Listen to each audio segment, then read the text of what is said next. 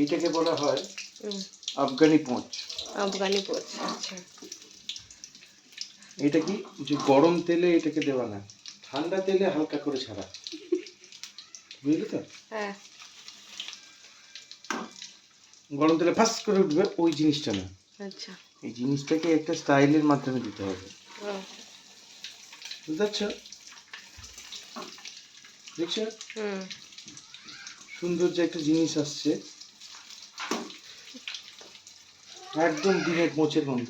হ্যাঁ, ডিমের পোঁচ বানাচ্ছ, ডিমের পোঁচের গন্ধই তো হবে। বলছে একদম ডিমের পোঁচের গন্ধ। হ্যাঁ তো ওটাই তো না। হ্যাঁ, ডিমের পোঁচ বানিয়ে তো অনেকজনে গন্ধ পায় না। আমার নাক বন্ধ। ও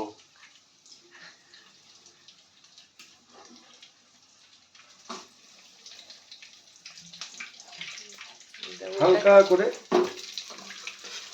এরকম সব কিছুতে আগে গেল গেল করুন, এই যে এরকম ভাবে হালকা করে দিতে হবে। হ্যাঁ, হালকা দাও, আঁচটাকে হালকা কমিয়ে। আচ্ছা, বেশি ফ্লেম আসবে না, আচ্ছা। বেশি ফ্লেম আসলে ব্যাপারটা বাজে হয়ে যাবে।